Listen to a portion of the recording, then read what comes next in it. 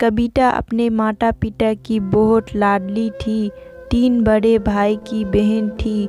कोई भी चीज़ मांगने पर उसी वक्त सामने हाजिर हो जाती। पूरी घर में रौब था। उसका पूरा परिवार और नौकर पर राजकुमारी की तरह हुक्म चलाती थी। कविता स्कूल में भी पूरा रौब था उसका। बड़े घर की लड़की जो थी वो ऐसे ही उसने कॉलेज में दाखिल लिया। उसके बड़े गाड़ी में आना जाना, हर दिन नया फैशन दिखाकर हर कोई उससे दोस्ती करना चाहता था। थोड़ी ही दिनों में उससे बहुत से दोस्त बन गए। पूरे कॉलेज में उसकी अपनी एक पहचान थी। इन दिनों उसके घर एक रिश्ता आया। खानदानी लोग थे और पापा की पुरानी जान पहचान थी। उनके साथ कविता के साथ कोई जबरदस्ती नहीं थी, पर कविता ने फिर भी हाँ कर दी क्योंकि वो अपनी परिवार से बहुत प्यार करती थी। वो जानती थी कि वो लोग उसका अच्छा ही सोचेंगे। लड़के का नाम राज था। राज काफ़ी पढ़ा लिखा और समझदार लड़का था। ससुराल वाले भी बहुत अच्छे थे। ससुराल वाले में कविता की जगह वैसे ही थी जैसे कि मायके में कोई भी कार्य कविता की सलाह के बिना नहीं होता था। सबकी लाडली बहू बन गई थी वो। फिर उसके घर एक बेटे का जन्म हुआ। राहुल कविता को जान से प्यार करता था। पोता पाकर ससुराल वाले तो फूले नहीं समाते थे। कविता कभी कभी सोचती कि उसकी किस्मत कितनी अच्छी है। उसका घर अपना उससे कितना प्यार करता है। चाहे जीवन में कैसा भी समय आए, मेरे अपने हमेशा मेरे साथ हैं। मैं कभी अकेला नहीं हो सकती। कितनी खुशकिस्मत हूँ मैं। पर शायद कविता की खुशियों को उसकी अपनी ही नज़र लग गई थी। एक दिन वो अपने मायके जाने की जिद कर बैठी। राज को बहुत काम था लेकिन वो फिर भी उससे ले गया। रास्ते में उनकी गाड़ी अन्य गाड़ी से टकरा गई। कविता, राज और राहुल बहुत पूरी तरह से जख्मी हो गए। काफ़ी दिनों के इलाज के बाद राज और राहुल तो ठीक हो गए, लेकिन कविता पूरी तरह ठीक ना हो सकी। सर पर चोट लगने के कारण से वो अपनी आंखों की रोशनी खो बैठी। अब कविता की किस्मत जैसी उल्टे पांव चलने लगी। मायके वाले कुछ दिनों तक उससे मिलने आते रहे, फिर कभी कभार फ़ोन ही करके पूछ लेते कि अब कैसी हो। धीरे धीरे ये सिलसिला भी कम हो गया। ससुराल वालों की सहानुभूति भी कम होने लगी। घर में किसी को पास बैठने के लिए कहती तो जवाब मिलता, बहुत काम है, अब तुम भी हाथ नहीं बटा सकती।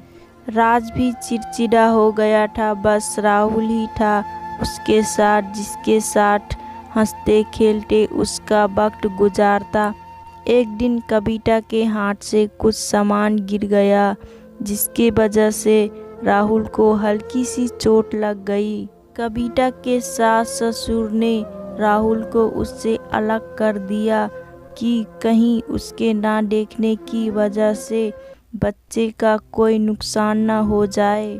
कविता अंदर से टूट चुकी थी। एक दिन उसने सबके सामने मायके जाने की इच्छा रख दी तो राज उसे तुरंत मायके छोड़ आया, जैसे कि वो भी यही चाहता था।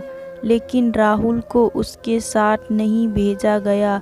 कविता कभी राहुल से दूर नहीं रहती थी, पर अपनी कमियों के कारण उसने ज़्यादा बहस नहीं की। कविता को लगा कि वो 3-4 दिन तक वहाँ रहेगी, थोड़ा हवा पानी बदल जाएगा, क्योंकि वो कितने दिनों से कहीं भी बाहर नहीं गई थी। घर वाले भी कितने दिनों बाद उसे देखकर कितने खुश हो गए। कविता के घर पहुंचने पर सब लोग बहुत खुश हो गए। खाने में सब कुछ कविता की पसंद का ही बना था। उसने अपने मम्मी पापा और भाई या भाभी से दिल खोलकर बातें की। उनके छोटे छोटे बच्चे भी बुआ के साथ घुल मिल गए थे। रात को सोने के बाद जब वो कपड़े बदलने लगी तो उसे पता चला कि उसका बैग तो बहुत भारा हुआ था। वो सब समझ गई। वो बहुत उदास हो गई। कुछ दिनों तक तो सब ठीक रहा, फिर जैसे सब बदलने लगा। सबका व्यवहार बदल रहा था। वो लोग जैसे थक चुके थे उससे सब लोग घुमा फिरा कर पूछने लगे कि राज कब आ रहा है, उसे ले जाने। वो बहाना बना देती, जबकि वो जानती थी कि उस घर में अब उसके लिए कोई जगह नहीं है।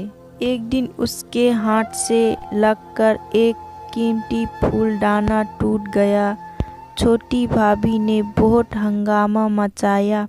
कविता के माता पिता रोज रोज के झमेले से तंग आ गए थे। उन्होंने राज को खुद से फ़ोन कर दिया। राज कविता को अपने घर ले आया। कविता को अपने घर वालों से ये उम्मीद ना थी।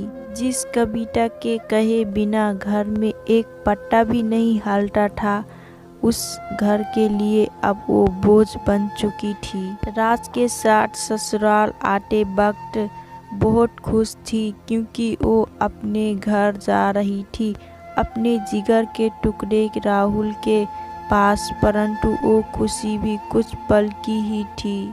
सारा बंदोबस्त पहले ही किया हुआ था। कविता को सीधे ऊपर वाले कमरे में पहुंचा दिया गया। राहुल से दूर रहने की सख्त चेतावनी दी गई। एक काम वाली लता को उसकी जिम्मेदारी सौंप गई, जो उसके खाने पहनने जैसी ज़रूरतों का ध्यान रखती। कविता ज़्यादातर चुप ही रहती। कभी कभी काम वाली लता से थोड़ा बतिया लेती। उसके जरिए राहुल का पता चलता। सबकी लाडली बेटी और बहू सबके लिए लाडली से बोझ बन चुकी थी।